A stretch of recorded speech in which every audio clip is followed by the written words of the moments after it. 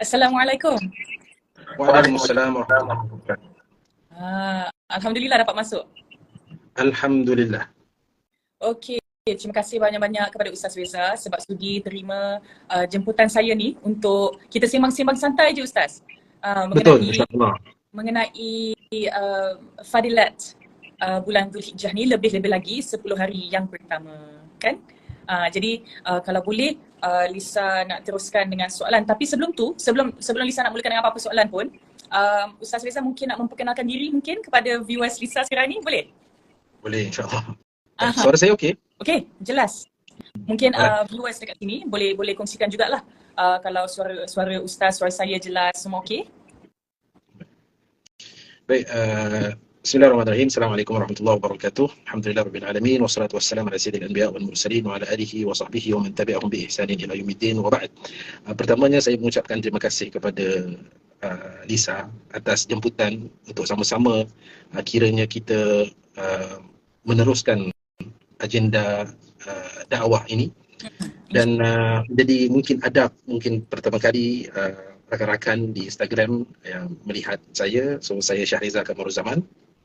Saya kini bersama dengan Global Ihsan, sebuah pertubuhan yang memfokuskan kepada misi kemanusiaan dan dakwah.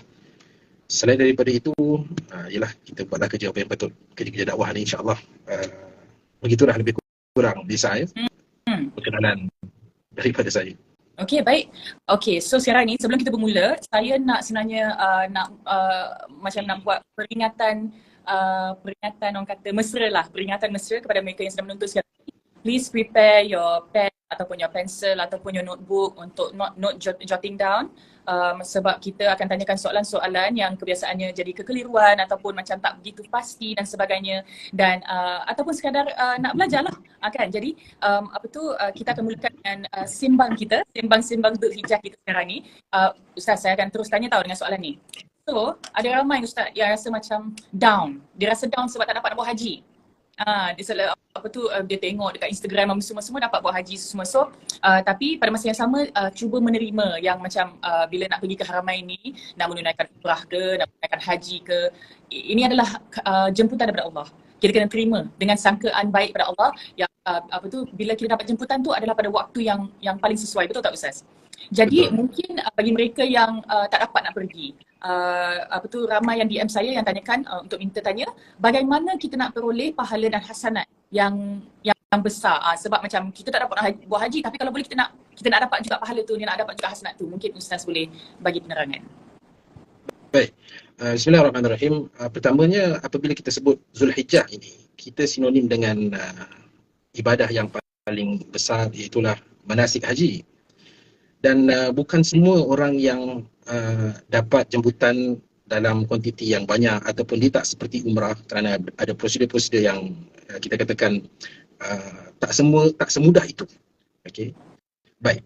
Tetapi di sana terdapatlah fadilat ataupun ganjaran yang mana Nabi SAW telah maklumkan kepada kita semua, dan ini merupakan peluang yang begitu besar untuk umat Muhammad khususnya, iaitulah 1 hingga 10 Zulhijjah. 1 hingga 10 Zulhijjah, ataupun sebelum kita masuk daripada tajuk Zulhijjah itu, Lisa, saya suka macam kita kenal kita punya realiti. Bagaimana perspektif orang kita apabila kedatangan Ramadan, bulan Ramadan. Mereka akan, kita katakan suasana tu Masya Allah, dengan kita katakan dengan hidup, kita katakan. Sebab Ramadan adalah bulan yang paling orang kata paling disukai sebab ya. Kita tengok macam mana hidupnya Ramadan. Kita ada lagu-lagu tentang Ramadan, kan? Ramadan tiba. Kita ada iklan yang banyak mengenai Ramadan, iklan kurma, iklan dan sebagainya. Kita lihat Ramadan, kita ada amat diraikan lah. Maksudnya lagi siapa nak raya lagi, jadi agak meriah. Betul. Masa Ramadan. Betul. Which is benda tu bagus, suasana tu bagus. Maksudnya kita orang Melayu faham untuk menghidupkan Ramadan. Itu tuntutannya. Tetapi apabila datang Zulhijjah, subhanallah, kita katakan rahmatnya Allah Subhanahu wa taala, Allah sayang kepada hamba-hambanya, Allah dah sediakan Ramadan dengan penuh barakah dan rahmat. Setelah itu Allah pula menyediakan 10 awal Zulhijjah. Okey, 10 awal Zulhijjah ini, tetapi sayangnya kita ataupun kita lihat realiti kita, suasana itu dia tak hidup macam mana Ramadan hidup. Okey. Okay? Kita lihat satu Ramadan masjid itu penuh, which is bagus sangat. Memang sangat bagus lah. Tetapi kedatangan Zulhijjah Besar, dia tak diraikan sebesar Ramadan. betul. Ini kita kena letakkan suatu tanda soal kenapa begitu. Sebelum itu mungkin orang tak begitu faham sangat atas besarnya fadilatnya untuk 10 hari Zulhijjah tu mungkin. Mungkin. Sedangkan Nabi SAW mengatakan ma min ayyam al-amalu salih fihinna ahabbu ila Allah min hadhihi al-ayyam, yakni ayyamul ashar. Kata Nabi SAW, tidak ada mana-mana hari yang paling Allah cintai. Dia berbeza dengan cinta dan paling cinta, okey. Nabi beritahu hari yang paling Allah cintai. Maksudnya tidak ada hari setelah itu melainkan yang hari yang paling itu. Melainkan yang mana pada hari-hari itu manusia menjalankan al-amal salih, amalan-amalan salih. Min hadhihi al-ayyam, yakni ayyamul ashar, yakni merujuk kepada 1 hingga 10 Zulhijjah. Subhanallah. Sehingga kan para ulama itu berbahas manakah lebih utama ataupun lebih besar fadilatnya berbanding Ramadan dan Zulhijjah. Dan tidak sedikit para ulama yang memberikan makluman bahawa Zulhijjah itu lebih diutamakan, lebih diagungkan berbanding dengan Ramadan atas beberapa alasan. Jadi ini kita katakan satu hari yang besar, sehingga kan sahabat bertanya, bagaimana kalau dibandingkan dengan seseorang yang keluar pada jalan Allah? Nabi kata wala jihadu fi sabilillah. Hatta orang berjihad pada jalan Allah itu tidak boleh menandingi amalan soleh yang dilakukan pada 1 hingga 10 Zulhijjah. Subhanallah, itu besar. Tapi kita lihat suasana itu tidak hidup seperti mana Ramadan. Dia macam cara macam bila kita kejarkan Lailatul Qadar kan, bila macam pada 10 malam terakhir tu, dia punya perasaan kejar mengejar tu patut ada juga untuk 10 hari yang pertama untuk Zulhijjah tu. Tu maksudnya Ustaz kan? Betul. Perasaan kejar mengejar tu. Jadi sebelum ada perasaan, sudah tentu perlu ada pengetahuan. Tanpa pengetahuan, kejar mengejar tu dia tak jadi. Dan pengetahuan ataupun kita katakan ilmu ataupun knowledge ini adalah mengenai agama, itu bersumberkan daripada Al-Quran dan hadis Nabi SAW. Nabi bagi tahu. So bila kita dapat knowledge tu, dan barulah timbul dalam jiwa-jiwa orang mukmin untuk kejar mengejar tu. Okay? So kita hari ini dah 3 Zulhijjah. 2 hari kita dah terlepas. Bagi sesiapa yang telah mensia-siakannya, masih ada waktu yang banyak lagi untuk kita berikan tumpuan untuk sama-sama merebut, kata Nabi, amalan soleh. Subhanallah, perkataan amalan soleh, apa Nabi kata? Dia amalan soleh ni maksudnya Nabi SAW tidak spesifikkan apa-apa amalan. Itu berbeza dengan Ramadan. Ramadan tu jelas. Allah Subhanahu Wa Taala berfirman dalam surah 2 183, kutiba alaikumusiyam. Kalian itu diwajibkan berpuasa. Ada pun Zulhijjah, Nabi ataupun agama dia tak spesifikkan. You kena puasa ke, you kena baca Quran ke, you kena solat ke, tidak ada. Nabi memberikan satu perkataan yang umum. Kata Nabi SAW, al-amal soleh. Mana amal soleh? Apa maksud amal soleh? Apa-apa amalan sahaja kita katakan yang soleh. Dan kita tengok realiti juga, ada orang suka puasa, rajin betul dia puasa. Ada sebahagian orang dia tak gemar sangat berpuasa. So di situ kalau orang yang tak berapa gemar puasa ataupun dia ada kerja yang banyak, maka dia boleh berpindah kepada amalan yang lain. Macam membaca Al-Quran. Membaca Al-Quran. Dan kemudian persoalan itu ditimbulkan juga, ramai orang yang mungkin, ada orang yang tak boleh baca Quran. So jangan risau. Kerana di sana ada pintu-pintu yang lain. You ada duit, you boleh bersedekah. You ada masa, you boleh berzikir. You ada ibu bapa, tolong buat baik kepada ibu bapa. You ada kawan-kawan, buat baik kepada kawan-kawan. Subhanallah, agama ini sangat senang. Dia bukan suruh kita pakai celak, pakai serban musuh tasbih besar-besar, besar-besar penumbuk dan pergi gua. Bukan itu. Apa pun pekerjaan kita, kita selaku engineer, kita selaku lawyer. Kalau dalam cerita Kasim Ahmad, siapa? Lawyer, magistrate, ahli muzik, itu kan disebut. Itulah. Agama tak melarang. Pokoknya Allah Azza wa Jalla mahukan apa you nak jadi, jadilah hamba yang soleh. Soleh ni simple. You buat amalan. Amalan tu mudah. Nabi tak suruh kita angkat berat. Angkat berat kan payah, tapi beberapa yang angkat berat. Payah kan senang? Tak senang angkat berat tu. Berat you kena bayar. And then you kena berat, you tak boleh makan. Tapi berapa ramai orang buat? Yang payah tu. Ya. Macam-macam lagi lah. Amal soleh. You senyum dekat orang. tu amal soleh. Nabi kata SAW, sedekah. Mm-mm. Angkat batu di tengah jalan, sedekah. Buat baik kepada jiran-jiran, itu pahala.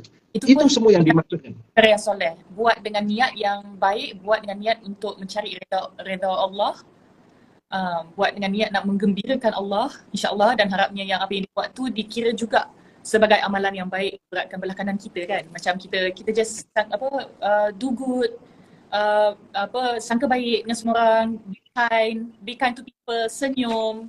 Itu pun macam perkara-perkara yang diajar oleh Nabi kita SAW untuk buat, walaupun perkara tu tak adalah rumit sangat-sangat macam tu, walaupun dia bukan bersifat sesuatu amal ibadah, tapi macam sekadar contoh, macam bila kita senyum, contohnya kita senyum kepada orang, contohnya adalah satu perkara amalan sunnah, betul tak Ustaz?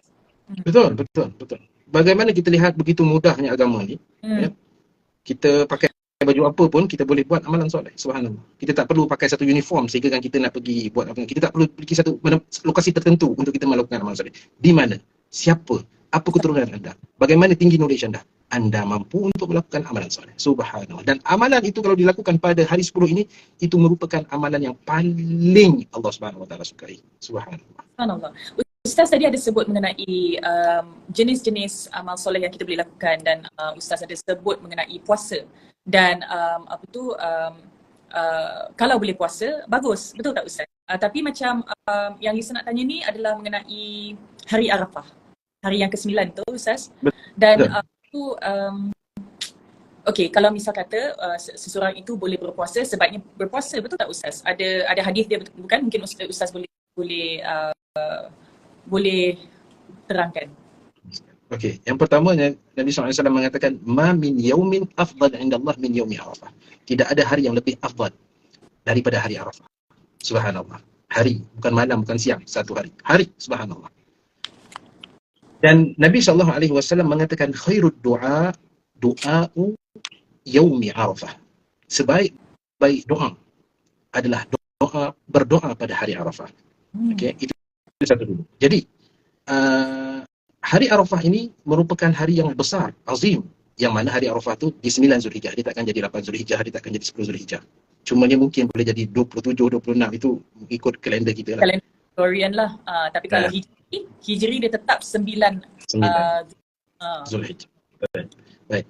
Apa yang kita, penonton-penonton, teman-teman sekarang ni, tolong berikan fokus bukan terhadap perkataan saya, tetapi terhadap perkataan baginda Nabi SAW. Sebaik-baik perkataan. Hadis yang diriwayatkan oleh Imam Muslim. Kata Nabi SAW, Siyam yaumi Arafah. Ahtasibu ala Allah an yukaffira sanata allati qablahu wa sanata allati ba'dah. Nabi SAW mengatakan berpuasa pada hari Arafah, yang 9 Zulhijjah. Ahtasibu ala Allah. Aku, kata Nabi, memohon kepada Allah Subhanahu Wa Taala. Aku berharap kepada Allah Subhanahu Wa Taala agar diberikan pengampunan kepada orang yang berpuasa pada hari Arafah itu tahun lepas dan tahun akan datang. Subhanallah. Ini tak ada mana-mana individu ke, company ke, ataupun kerajaan yang boleh memberi tawaran untuk umpama ini. Rakan-rakan sekalian, yukaffiru sanatain, diberikan pengampunan dosa itu selama 2 tahun. 2 tahun ini satu tempoh yang besar. Ya. Dan bagaimana apa yang kita buat kan, subhanallah. Subhanallah. Depan orang kita tak tahu, subhanallah, kita katakan dosa kita ni, kita sampaikan kita pun dah tak ingat. Maksudnya timbunan dosa. Ya? Jadi satu tempoh yang besar. Dan saudara sekalian, apabila Allah ampunkan dosa kita, ia banyak memudahkan urusan kita di dunia, terutamanya lagi di akhirat. Dan objektif kehidupan kita, tuan-tuan, rakan-rakan, Lisa dan saya sendiri, adalah perolehi pengampunan daripada Allah Subhanahu Wa Taala. Jalan hidup manusia itu berbeza. Ada yang jadi seperti itu, ada yang jadi seperti ini, tetapi cita-cita akhir kita itu semuanya sama, iaitulah ingin pergi ke destinasi yang sama, iaitulah syurga Allah Subhanahu Wa Taala.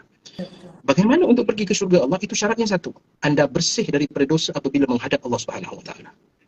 Sebab itu kalau kita lihat bagaimana Nabi SAW ketika mana solat dan kehidupan harian Nabi itu begitu tuntas, Nabi SAW memohon keampunan daripada Allah Subhanahu Wa Taala begitu serius.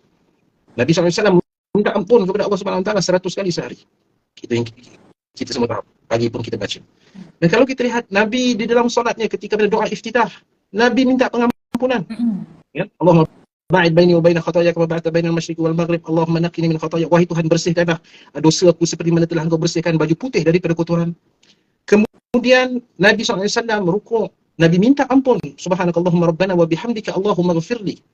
Kemudian Nabi SAW sujud, Nabi minta pengampunan yang lagi begitu tuntas. Allahumma ghafirli dhanbi kullahu diqqahu wa jillahu wa awwalahu wa akhirahu wa alaniyatahu wa sirrahu. Wahai Tuhan, ampunkanlah dosaku yang kecil, yang besar, yang nyata ataupun yang akan datang ataupun yang telah lalu, yang nyata ataupun tersembunyi. Sebelum memberi salam pun meminta ampun lagi. Allahumma ghafirli ma qaddamtu wa ma akhartu wa ma asrartu wa ma a'lantu wa anta al-mubiin wa anta al-muqaddim wa anta al-muakhir wa anta ala kulli syai'in qadir. Itu Nabi SAW, maksum. Nabi SAW itu dijanjikan syurga. Nabi SAW itu kekasih Allah. Kita tidak maksum. Kita bukan Nabi. Kita tidak ada jaminan syurga. Kalau kita tidak minta ampun, kita katakan, ini parah nih. Kata. Parah kita. Kemana destinasi kita yang kita nak tuju? Bagaimana cara hidup kita? Pun begitu. Rahmat Tuhan yang maha begitu luas. Allah sediakan 9 Zulhijjah itu. You puasa. Allah ampunkan dosa anda 2 tahun. Yukaffir sanatain 2 tahun. Kita lidah bersalut dengan maksiat, mata bergelumang dengan maksiat, hari-hari timbunan dosa, bertan lah kita katakan. Itu hakikatnya. Tetapi dia akan timbulkan satu persoalan lagi, Lisa. Kalau kita lihat pada 9 Zulhijjah itu, kalau kita pergi ke restoran-restoran, baik di dalam indoor ke outdoor ke di mall ke di luar ke, bagaimana orang Melayu waktu lunch itu penuh? Bagaimana? Kenapa ni jadi? Ini orang kata tanda soal yang besar. Kenapa tu jadi? Kita nak husnuzan saja, kita nak sangka baik. Mungkin mereka tu dah tak ada dosa. Ya. Kita husnuzan, mungkin dia orang tak banyak dosa sebab kita puasa. Tetapi saya yakin sebab apa perkara ini tak terrealisasi, tidak direalisasikan. Kerana knowledge itu tidak ada. Ilmu itu tidak sampai. Kalau kita tanya orang-orang yang makan tu, you dosa banyak tak? Dia kata, of course lah. Dia mesti kata, you nak tak Tuhan ampunkan dosa you? Dia kata, mestilah. Patutnya you puasa pada ni. Subhanallah, saya tak tahu.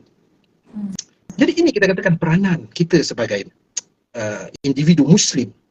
Kerja kita itu apa? Kerja kita adalah selaku penyambung lidah Nabi SAW. Apa kita buat dalam dunia ini? Sebab tu agama tak marah you nak jadi apa?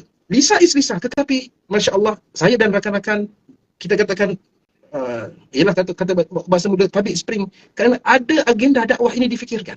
Agenda dakwah ini adalah agenda tanda sayang dan cinta kita kalau Lisa kepada followers Lisa.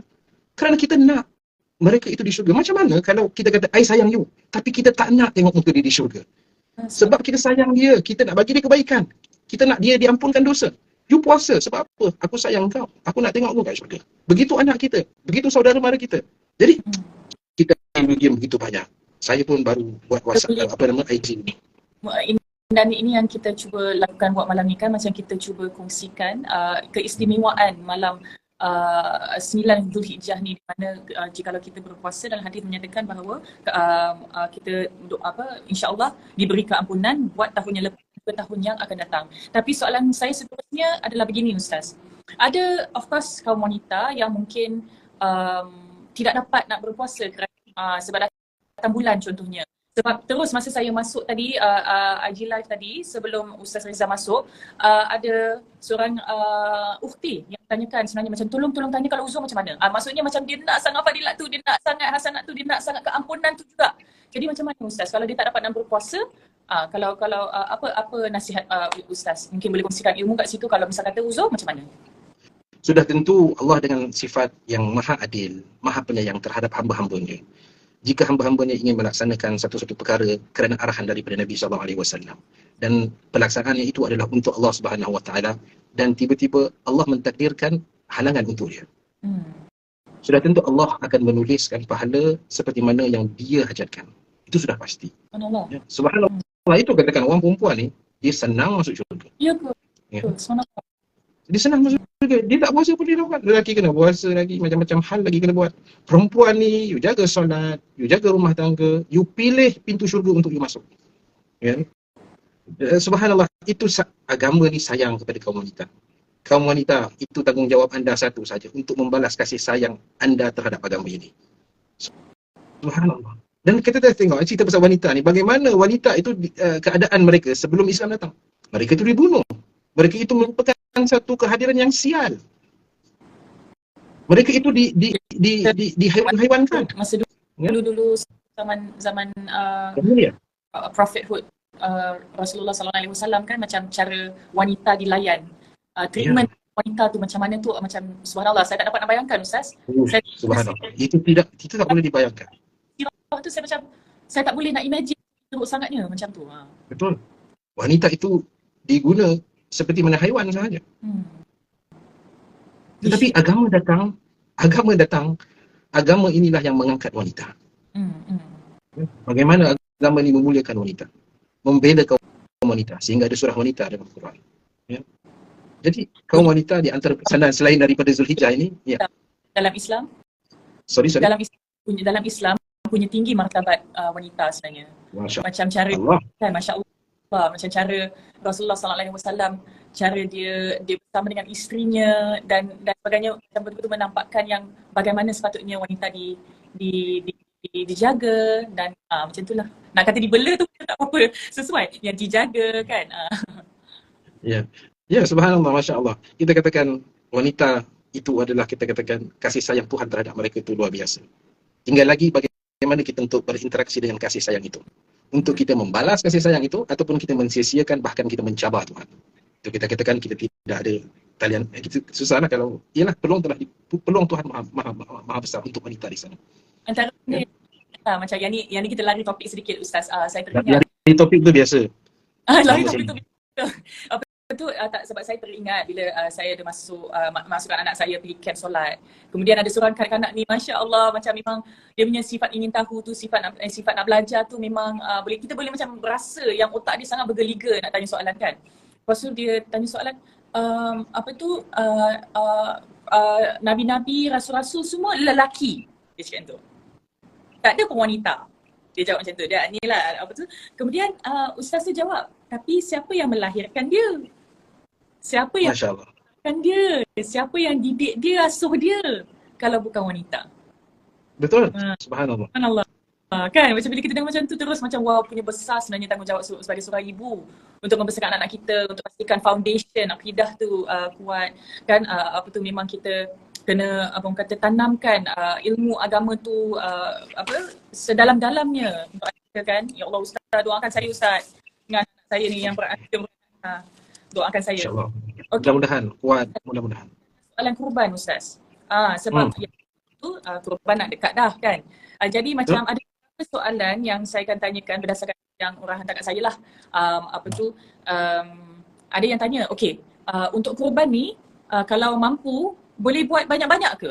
Macam dia tanya macam tu. Saya sebenarnya tak terfikir untuk tanya soalan tu. Kenapa tahu? Sebab sejujurnya Ustaz, saya tak pernah buat banyak-banyak. Sebab saya tak pasti macam sebenarnya macam mana adakah kita patut fokus kepada kawasan dekat-dekat kita, community dekat-dekat kita, ke macam kita boleh buat banyak je, ke macam mana? Mungkin Ustaz boleh terangkan.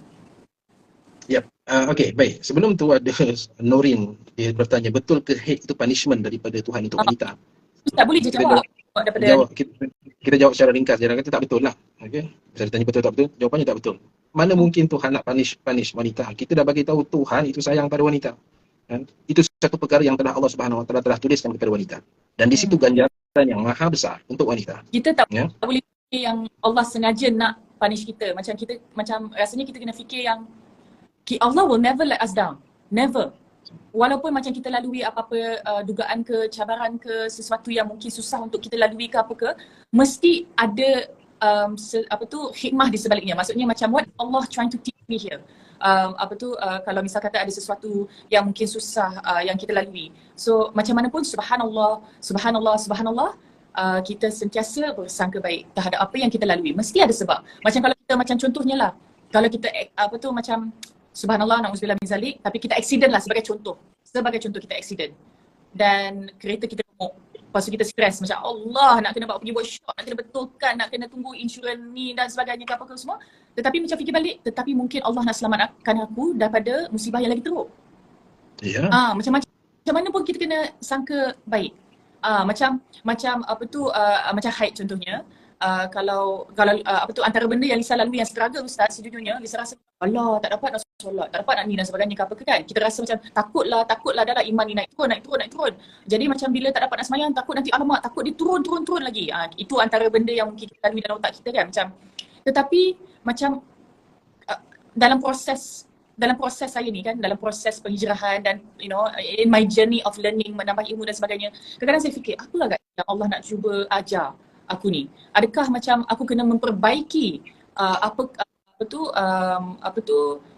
aspek-aspek lain dan amal-amal ibadah lain yang aku boleh buat dengan lebih baik lagi. Contohnya macam bila kita haid, kita boleh berzikir. Adakah kita konsisten dengan zikir tu? Itu kalau dari segi aspek ibadah.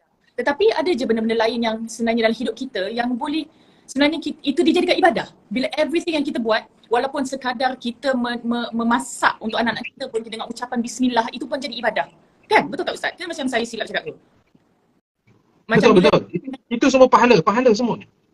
Jadi tidak ada satu kita katakan usaha itu yang tidak ada nilainya di sisi Allah Subhanahu Wa Taala. Masak anak, itu pahala yang besar. Jaga anak, pahala yang besar. Bahkan mengajar anak itu pahala jariah sampai kita mati.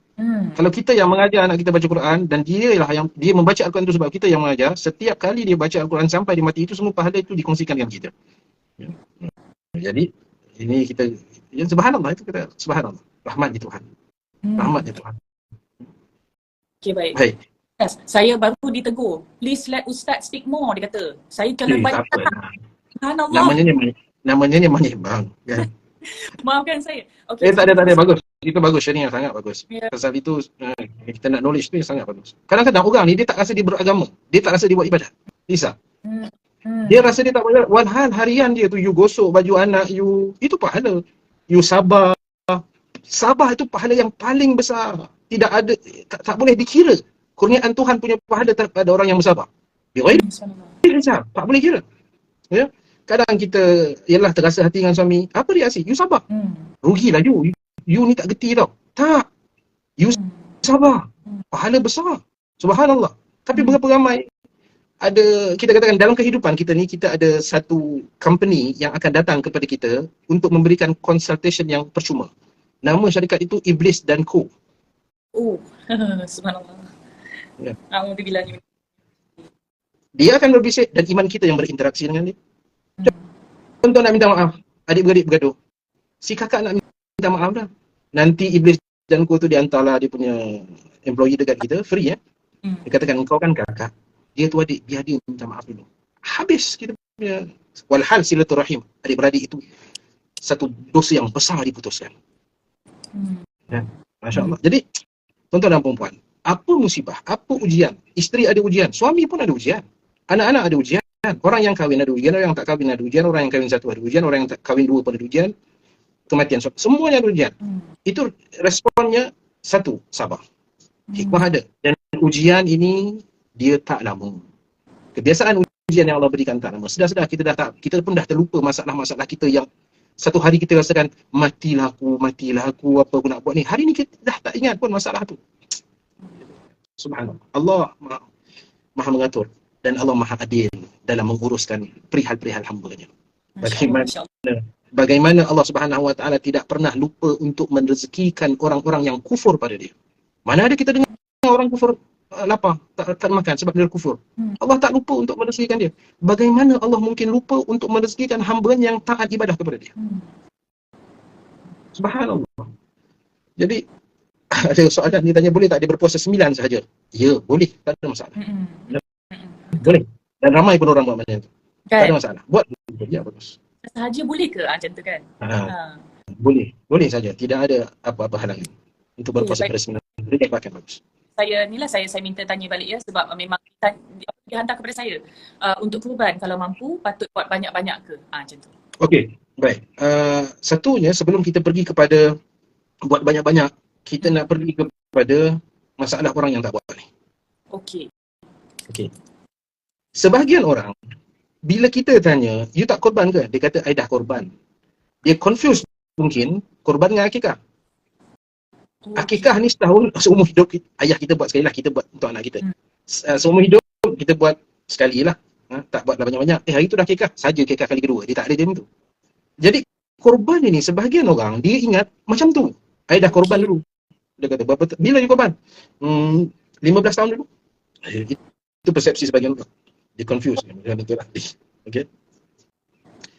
Nabi SAW, sebelum apa-apa pun kita kena tengok apa Nabi kata.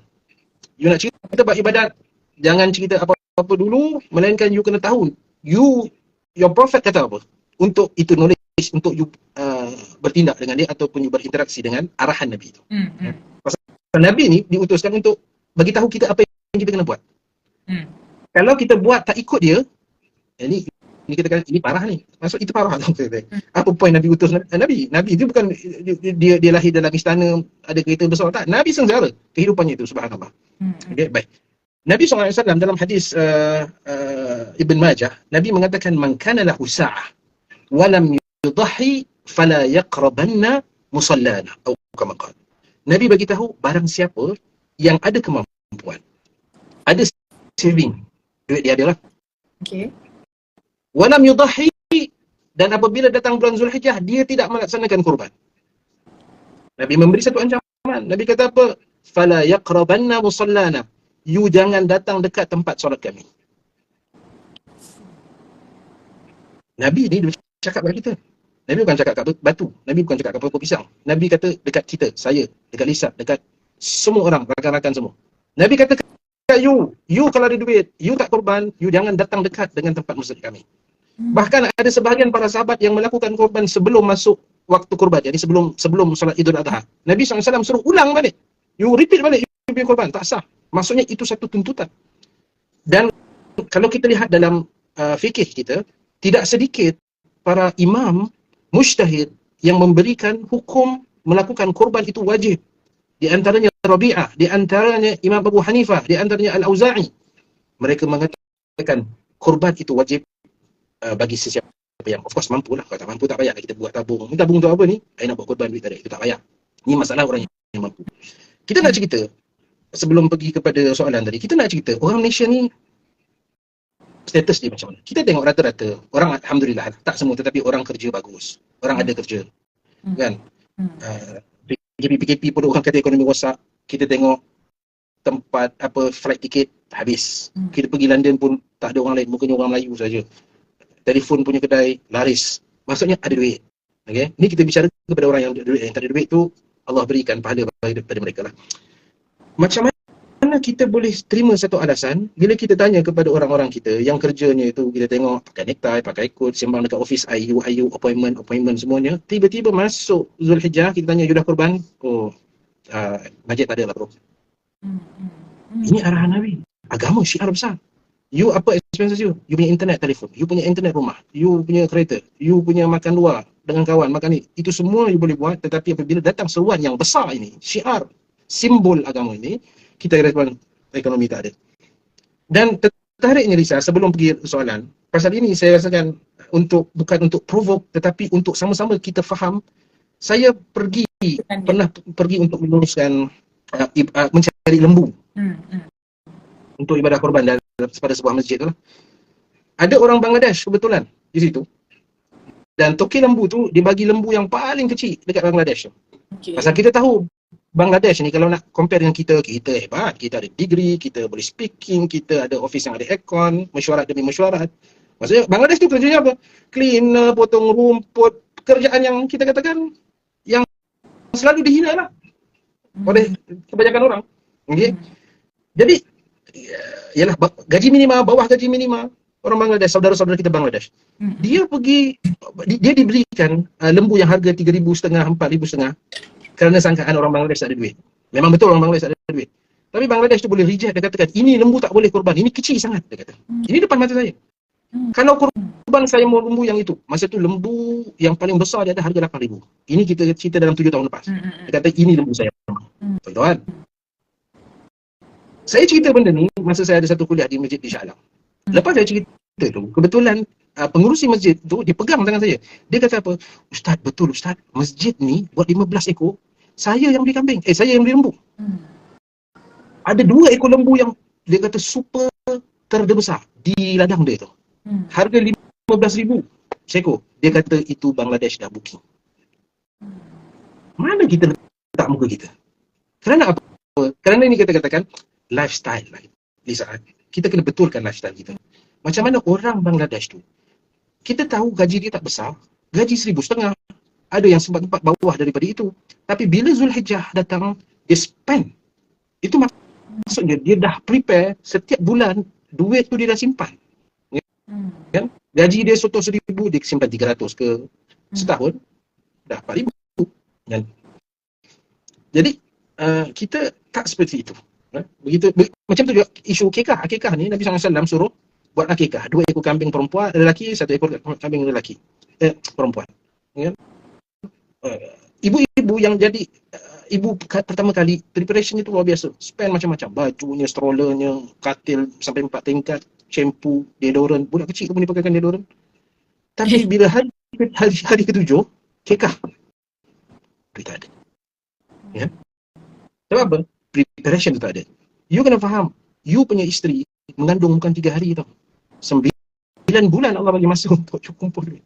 Ya? Jadi itu cerita, itu saya rasa persepsi lifestyle kita kena ubah. Kita kena faham. Kita kena bersedia hidup kita untuk agama kita. Agama kita segala-galanya. Kan? Macam mana kita boleh membesarkan benda lain dan kita entengkan agama kita. Kemana you nak pergi? Kemana family you nak pergi? Jadi untuk kita pergi jalan yang sama ke syurga, itu sudah tentu lifestyle kita itu perlu dirubah mengikuti lifestyle yang diajarkan oleh Nabi SAW. Kefahaman itu penting, knowledge itu. Ya? Baik. Mengenai korban, okay, so kita dah tahu Nabi beritahu kalau you tak buat korban, you jangan datang dekat tempat solat kami. Okay? So tuan-tuan dan puan-puan, ini sebelum saya jawab soalan kali 3 dari kami. Pasal saya rasakan benda ini penting. Kalau siapa yang tak buat lagi, tolong buat. Dan jangan risau, saya berikan jaminan. Atas jaminan yang agama berikan, tidak akan berkurangan harta anda. Itu jaminan, bukan saya bagi, saya punya jaminan tak ada apa-apa. Ini jaminan daripada langit. Langit menjamin harta anda seinci tidak akan kurang, bahkan bertambah. Pasti. Ya, itu pasti. Itu beza orang mukmin dengan tak mukmin. Apa mukmin? Dia percaya. Bila Nabi kata begitu, dia percaya rezeki tak akan berkurang. Dia percaya, itu maksudnya mukmin. Dia percaya. Okey. Bolehkah aku lakukan korban banyak-banyak kali?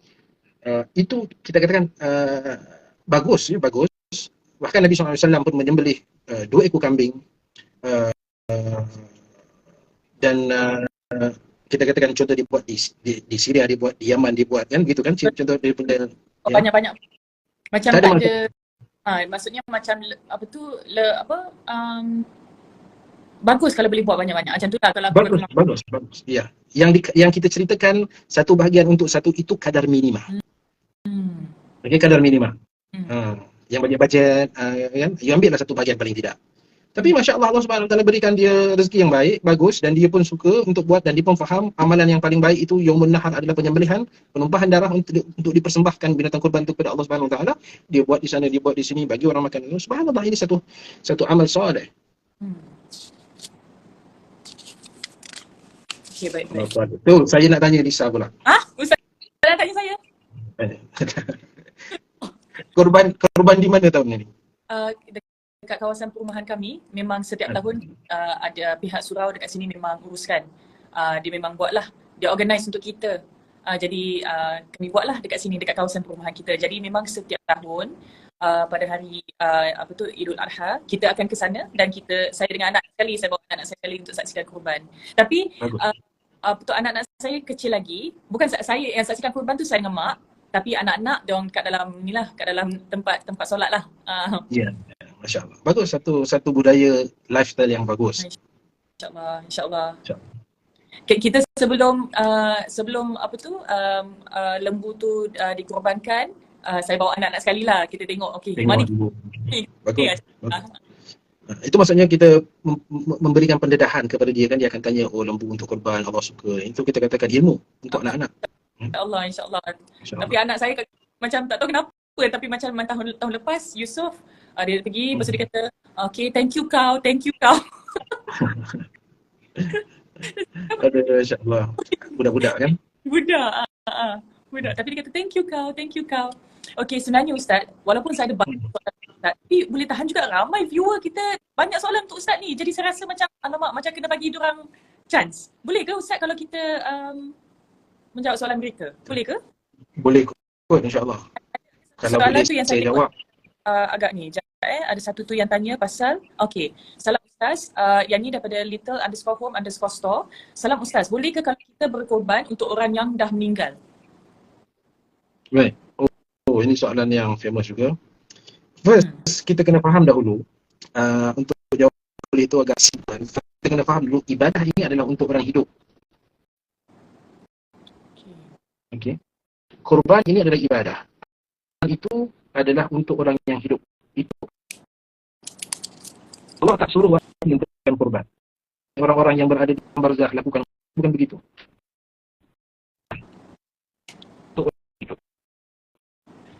Pun begitu, sebahagian pandangan para fuqaha, di antaranya Hanabilah, mazhab Hambali, mereka kerana mengkiaskan dengan bersedekah. Kerana bersedekah itu ada nasnya dari Nabi SAW, orang yang mati itu diperolehi juga ataupun sampai pahalanya kepada dia. So kalau ada orang yang nak lakukan dan dia memilih pandangan tersebut, maka okey sajalah. Pun begitu juga ada sebahagian di antaranya mazhab yang lain, mereka mengatakan tidak, atas alasan ibadah ini adalah untuk orang-orang yang masih hidup untuk dilakukan. Macam solat. Adakah orang meninggal kena solat? Tak. Orang meninggal dah habis cerita dia. Ya. Kita faham mereka lakukan itu sebab apa? Untuk tanda sayang kepada arwah ibu, arwah ayah. Di sana ada amalan yang untuk dilakukan kepada ibu dan ayah yang telah mendahului kita. Nabi ajarkan banyak perkara, tinggal lagi untuk kita lakukan. Untuk apa perkara-perkara tersebut? Kita katakan susahlah nak bahas sekarang ni, pukul 4 pagi pun tak habis nanti. Tak apa.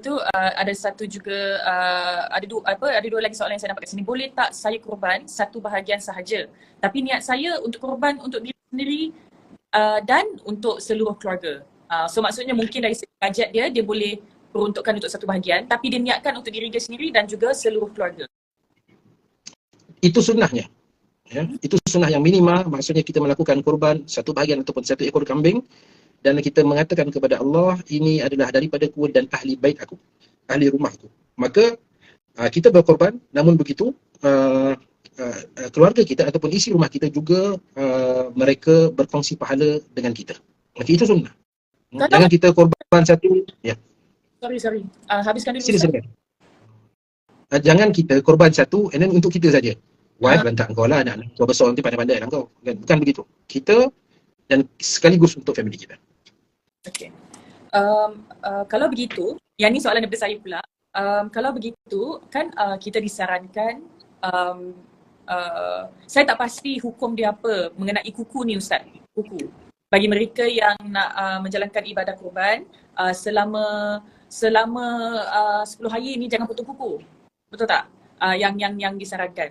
Jadi ataupun mungkin ada penjelasan mengenai itu. Tapi soalan dia adalah, okey, misal kata macam soalan saudara tadi, saya tak pasti saudara ke saudari mengenai niat untuk kurban satu bahagian, niat untuk diri sendiri dan juga keluarga. Adakah bermaksud walaupun mungkin si Polan ni adalah pembayarnya yang membayar untuk bahagian tu, yang lain-lain ni semua pun kena tak potong kuku juga ke? Ke macam orang yang nak bayar korban, yang membayar untuk korban tu, sebahagian korban tu sahaja yang tak macam tu? Faham? Baik, seperti biasa kita akan pergi terhadap apa kata Nabi SAW terhadap hal itu.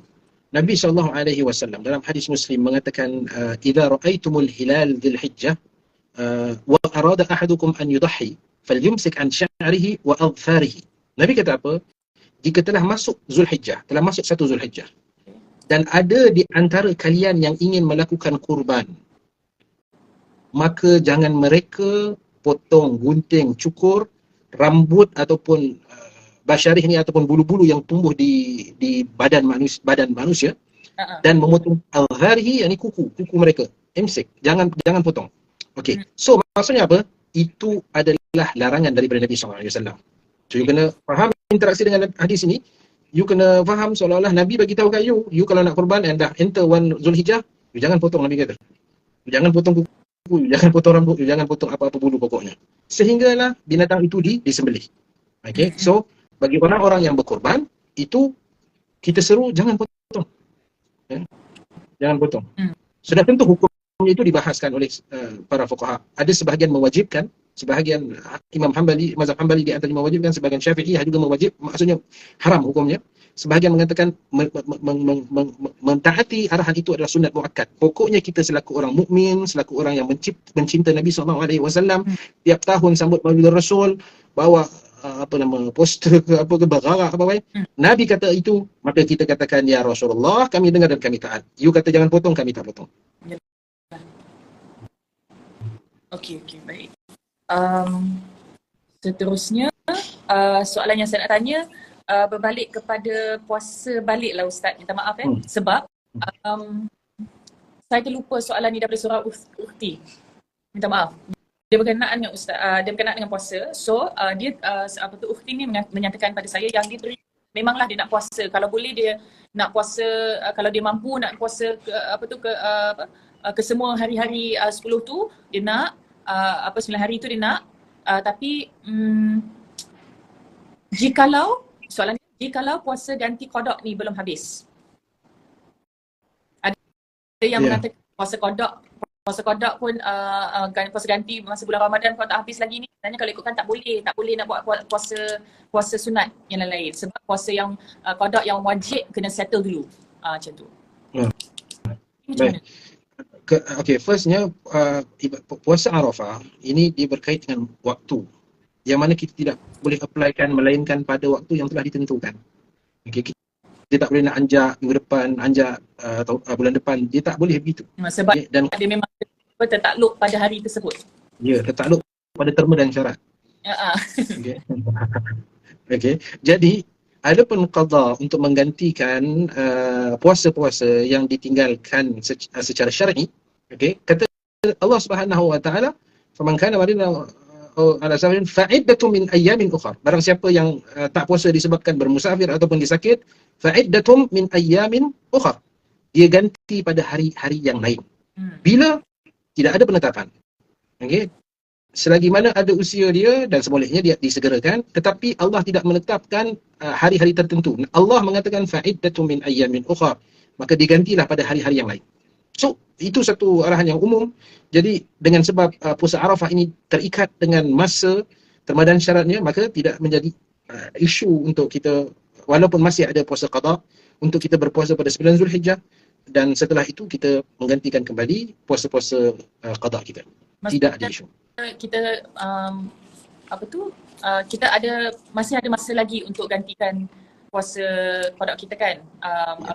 Still can we have until Syaban, tapi sebaiknya ganti cepat-cepatlah kan. Betul tak Ustaz? Ya, itu sebaiknya lah.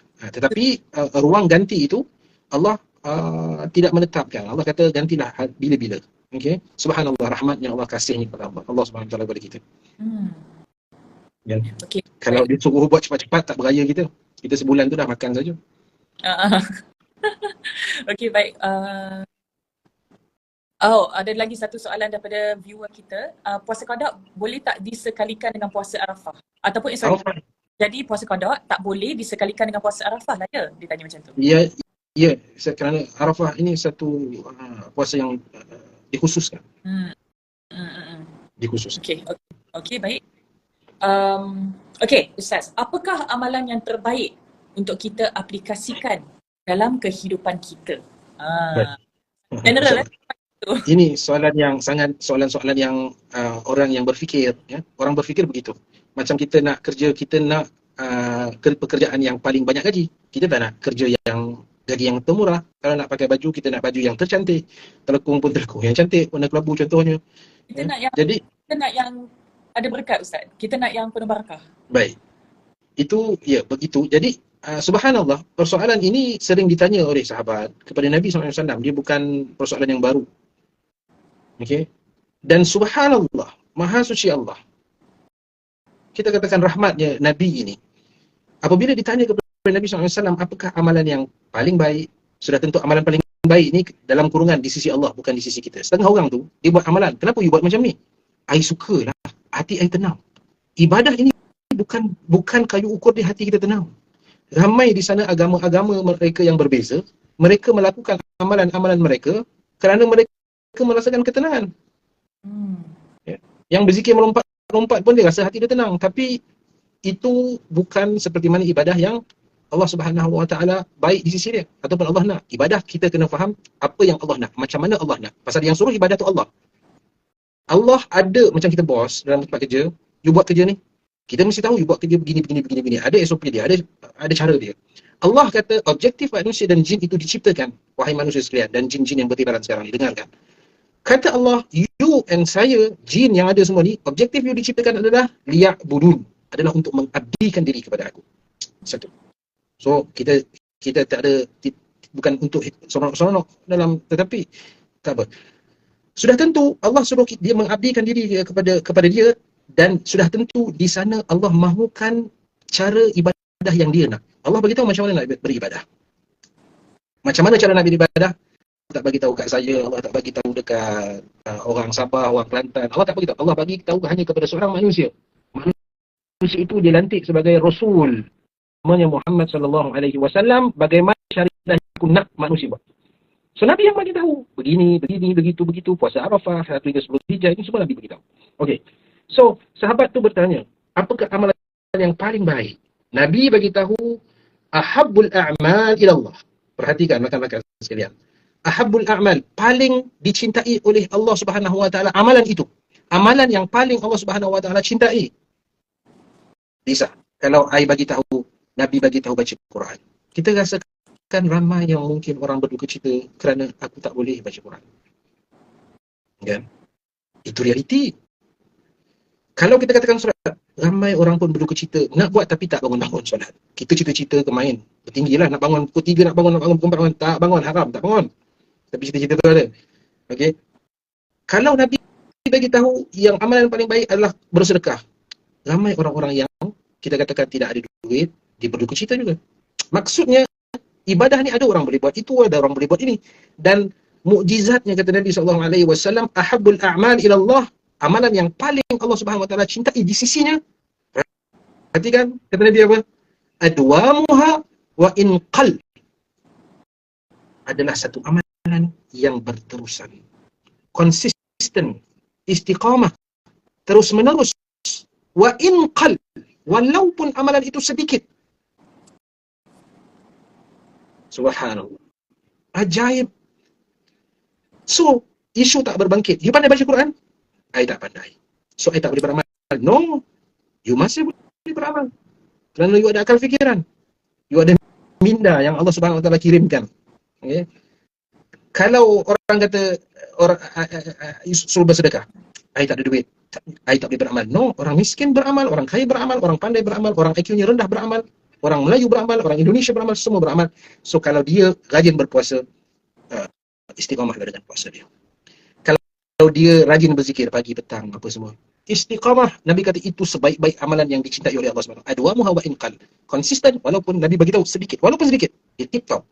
So jangan merasakan diri itu rendah apabila I buat sikit Ustaz, I malu lah Ustaz. Jangan. Nabi kata kalau sikit pun, kalau berterusan, itu adalah besar di sisi Allah, walaupun di sisi anda ataupun kita sikit. Allah Maha Rahmat. Liza, satu perkara I share. Besarnya berzikir ini. Ini perlukan sesi 2 jam lah kalau kita nak ceritakan tentang zikir yang simple. Kata Nabi SAW, ahabbul kalam ilallahi arba'. Perkataan yang paling Allah Subhanahu wa taala suka itu 4. Di antaranya, Alhamdulillah. Alhamdulillah. Siapa di sini orang Melayu yang tak boleh sebut Alhamdulillah? Orang tak Melayu pun boleh sebut Alhamdulillah. Budak-budak pun boleh sebut Alhamdulillah. Nabi beritahu itu adalah perkataan yang paling Allah suka. Macam mana kita selaku anak tahu kesukaan makanan anak kita? Kita tahu anak kita suka makan apa, kita nak masak boleh. Itu tanda cinta kita kepada anak kita. Macam mana kita manusia yang Allah Subhanahu wa taala kurniakan segala-galanya, kita tak tahu apa Allah suka? Ini saya katakan satu persoalan bagaimana cannot brain. Nabi bagi tahu Allah tu suka apa. Ternyata perkataan yang Nabi Allah Subhanahu wa taala suka itu di antaranya Alhamdulillah. La ilaha illallah. Subhanallah. 4 perkataan tu. Nabi tak suruh baca Al-Baqarah. Which is baca tu bagus, tapi ramai orang tak boleh baca. Tapi Nabi kata perkataan yang paling Allah suka itu 4 perkara itu. So bayangkan kalau orang tu berzikir Alhamdulillah, ya, Alhamdulillah, Alhamdulillah, Alhamdulillah, itu besar. Kalau nak cerita tentang fadilat Alhamdulillah itu daripada Quran dan hadis, itu perlu sesi kita katakan. Satulah saya quote daripada ya. Alhamdulillah sahaja. Alhamdulillah sahaja. Itulah yang disebut oleh Adam alaihi salam, ya, itu yang disebut oleh Adam alaihi salam, itu yang disebut oleh Nuh, itu yang disebut oleh para nabi-nabi yang lain, Sulaiman, Daud, yang direkodkan di dalam Al-Quran. Ahli-ahli syurga mengucapkan alhamdulillah. Nabi Muhammad SAW diarahkan untuk mengucapkan alhamdulillah, wa qulil hamdulillah, dan katakanlah wahai Muhammad alhamdulillah, segala puji bagimu. Dan satu, tuan-tuan, kita tak nak besar-besar, kita bukan nak bincang satu perkara berjihad dan sebagainya. Nak kita nak settlekan ibadah kita, fahamkan agama ini. Nabi SAW bagi tahu walhamdulillahi tamla'ul mizan. Kalimat alhamdulillah itu fungsinya apa? Fungsinya adalah memberikan berat pada neraca timbangan. Subhanallah. Subhanallah. Macam mana Allah bagi satu amalan yang mudah, ganjarannya besar. Tuan-tuan, amal agama mudah, agama senang. Semua kita boleh jadi orang syurga, semua orang kita boleh jadi orang soleh. Cuma kan tahu apa agama itu. Agama itu adalah apa kata Nabi SAW. Alhamdulillah itu fungsinya memberatkan neraca timbangan. Tuan-tuan dan rakan-rakan sekalian, Lisa, saya, kita akan pergi destinasi itu. Kita akan pergi di depan neraca timbang, mizan. Kata Allah Subhanahu wa taala, "Faman thaqulat mawazinuhu fahuwa fi 'ishatin radiyah wa man khaffat mawazinuhu fa ummuhu hawiyah." Siapa yang berat, neraca hasanat dia berat, maka syurga untuk dia. Neraca yang ringan, neraca hasanat yang ringan, maka itu kita katakan neraka tempat dia. So macam mana nak hasanat kita berat? Nabi bagi tahu. Kata Alhamdulillah. Macam mana mudah lagi kita nak? Tak ada. Paling mudah. Duit tak keluar, masa tak ada beban yang perlu dipikul. Allahu Akbar. Rahmatnya Nabi ini. Rahmatnya Allah SWT. Subhanallah. Agama ini begitu mudah. Agama sangat mudah. Tuan-tuan, sebab itu kita perlu faham apa kata Nabi pada kita. Macam mana kita umat Muhammad, kita tak tahu apa Nabi kata pada kita. Berapa ramai orang yang ada Sahih Bukhari di dalam rumahnya. Dan itu yang menghimpunkan kata-kata Nabi SAW. Macam mana orang mukmin dia tak ada kalam-kalam Nabi di rumah dia? Kalau ada pun, berapa ramai yang telah membacanya? Sahih Muslim, baca terjemahan ada Indonesia dan sebagainya, orang putih pun ada. Untuk kita tengok amalan-amalan yang Nabi SAW bagi tahu kan, begitu Allahu Akbar, mudah. Tinggal lagi untuk kita tahu dan kita amal, dan ianya simple. Sesibuk mana pun anda mampu untuk melakukan amalan soleh. Subhanallah. Subhanallah. Alamak, touching lah pula nak nangis Ustaz. Subhanallah. Sebab itu kita katakan mengesankan sebelum itu Lisa, kita katakan yang membinasakan diri kita itu adalah diri kita sendiri. Subhanallah. Zalamna anfusana. Kita mensia-siakan banyak umur kita. Kita mensia-siakan banyak masa kita. Sedangkan kita lupa destinasi kita itu syurga, dan segala cara-cara untuk pergi ke sana telah dikhabarkan kesemuanya oleh Nabi SAW. Semua Nabi dah beritahu. Dan semuanya mudah. Subhanallah. Okey, baik Ustaz Syirani. Saya mengesankan dan Lisa yakin sebenarnya perkongsian yang kita kongsikan sepanjang yang Ustaz kongsikan sepanjang 1 jam suku pada malam ni membawa banyak manfaat kepada saya dan juga bagi mereka yang menonton. Alhamdulillah, sampai ada yang memohon untuk savekan live ni kan. So jadi sebelum tu saya kena minta izin dulu kepada Ustaz sama ada boleh ke tidak untuk kita savekan live ni. Sudah tentu tanpa izin pun itu dibenarkan, kerana apa yang cakap itu adalah agama untuk kita kongsikan bersama. Masya-Allah. Okay, tentu ianya bukan harta milik saya, itu adalah warisan daripada junjungan baginda Nabi SAW yang dikongsikan. Okey, baik. Kalau nak dibayar royalty itu lagilah bagus. InsyaAllah. Harapnya mungkin kita boleh buat sesi lagi lah kot Ustaz, tapi mungkin topik-topik yang berbeza-beza, dan kita boleh sama-sama menjemput mereka untuk menonton, dan misal kata kalau ada apa-apa persoalan yang nak ditanya kepada Ustaz, insya-Allah kita boleh gunakan pesada ini untuk mereka soalan kepada Ustaz untuk menambah ilmu lagi, insya-Allah. Saya hanya mengharapkan kelebihan yang Allah Subhanahu Wa Taala berikan kepada Lisa dengan followersnya yang jutaan itu memahami akan agenda agama ini. Itu akan agar memahami objektif keberadaan kita di dalam dunia ini. Dan ketahuilah, kesemuanya itu adalah mudah. Tinggal lagi untuk kita katakan kalau kita ini disayangi oleh Tuhan, itulah kebahagiaan. Sebab itu Allah Subhanahu Wa Taala tidak meletakkan kebahagiaan itu pada duit. Allah tidak meletakkan kebahagiaan itu di rumah. Berapa ramai orang yang ataupun kepada para serupa. Para serupa macam saya, pada serupa, rumah, kenderaan, jawatan. Allah tidak letak kebahagiaan di situ. Buktinya berapa ramai orang yang ada rumah yang besar, itu malam pun tak boleh tidur, rumah tangganya berantakan. Tetapi maha adilnya Allah Subhanahu Wa Taala meletakkan kebahagiaan itu di dalam jiwa manusia.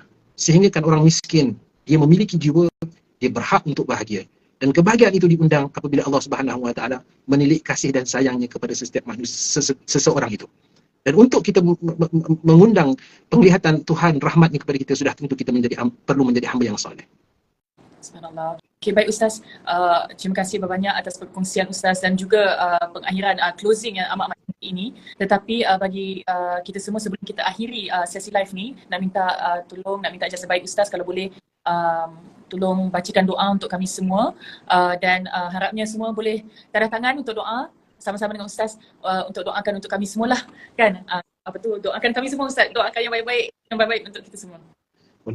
Mudah-mudahan doa saya ini diterima oleh Allah Subhanahu Wa Taala walaupun bukanlah saya orang yang terbaik di kalangan ramai-ramai ini. Bismillahirrahmanirrahim. Alhamdulillahirabbil alamin wassalatu wassalamu ala sayyidil anbiya wal mursalin wa ala alihi wa sahbihi ajma'in. Allahumma rabbana lakal hamdu kulluh wa lakal syukru kulluh ala niyatuhu wa sirruh.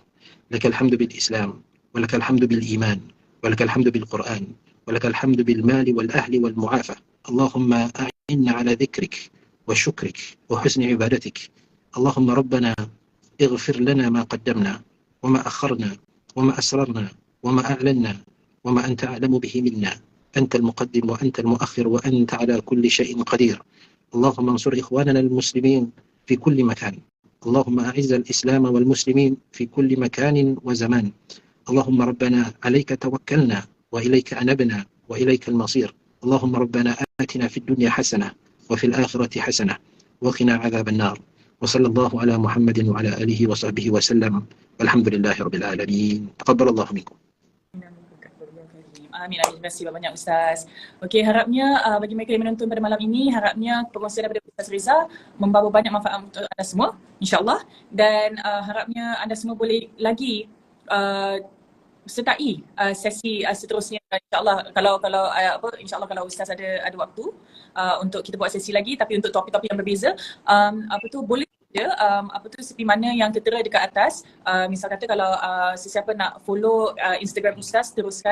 Kalau ada apa-apa soalan-soalan ataupun topik-topik yang ingin di cover, yang nak kalau boleh nak kita sembang-sembang yang sebegini, boleh jadi DM saya dan insya-Allah saya akan cuba tanyakanlah kepada Ustaz kalau misal kata boleh ke tidak kita buat sesi yang sebegini sebegitu dan sebagainya. Insya-Allah. Okey. Insya-Allah. Every week. Oh. Sorry, apa dia? Itu Ashikin. Dia minta setiap minggu. Ya Allah, insya-Allah. Moga diizinkan, insya-Allah. Moga diizinkan. Every week, masya-Allah. Saya ucapkan terima kasih banyak kepada Lisa atas jemputan ini. Saya mengucapkan juga terima kasih kepada rakan-rakan yang menonton dan di antara hasrat yang besar adalah makluman-makluman itu dikongsikan kepada seberapa banyak mungkin yang kita boleh kongsikan. Itu kerja kita bersama. Sama kita semua belajar Yep. Belajar apakah hadis, apakah yang diajar oleh Nabi kita sallallahu alaihi wasallam. Kan Ustaz, harapnya kita dibuka pintu-pintu ruang dan peluang untuk belajar ilmu yang diredainya, insya-Allah. Moga dibuka pintu-pintu keampunan buat kami semua. Moga dibuka pintu keinsafan dalam hati kita, insya-Allah. Moga hati kita sentiasa dipelihara. Moga kita sentiasa dapat peluang untuk membersihkan hati kita sentiasa, untuk menyucikan hati kita, insya-Allah. Amin. Amin ya rabbal alamin. Amin amin ya rabbal alamin. Terima kasih banyak. Okey, baik. Okey, kita akhir kat sini ya. Okey semua, thank you so much for watching tonight. Assalamualaikum warahmatullahi wabarakatuh. Okay, bye-bye Ustaz. Assalamualaikum. Bye-bye. Waalaikumsalam warahmatullahi wabarakatuh. Barakallahu fikum. Jazakallahu khairan. Anti khairul wa anti jazakallahu khair.